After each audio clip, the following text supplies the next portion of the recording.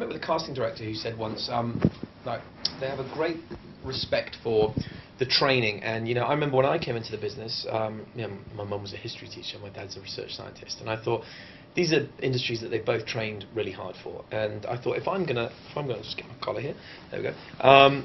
If I'm going to be an actor, I didn't want to patronise the industry. And I thought I want to train, take it seriously.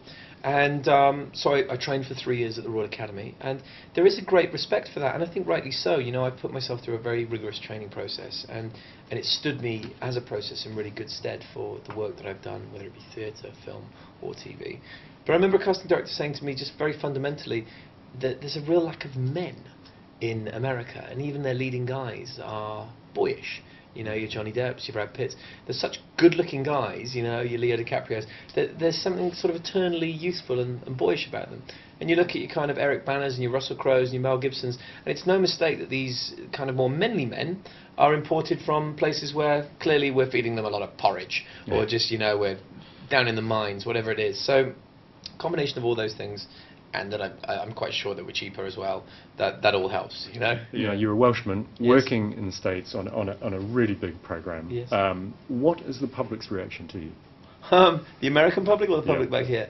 I think generally it's a level of bemusement if they don't know that I'm American, which is, as far as I can see, a job well done. I get to fly a bit more under the radar. Simon is so high profile as an Australian that I think sometimes his accent will probably come under greater scrutiny, because the problem is that when you tell someone that you're not American, that's all they hear.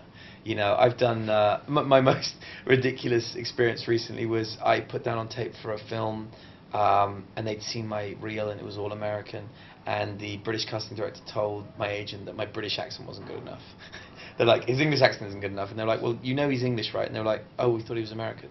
So in a way, that was like the ultimate kind of like job well done for me. And we just had to laugh about that. But it's also a brilliant get out if you're getting a hard time from someone and they're desperately trying to wrangle you to see a bunch of people and be like, no, I'm not that guy. I look a bit like that guy, but I'm British, so I'm obviously not that guy. It's been like, I'm so sorry, I get confused by him all the time.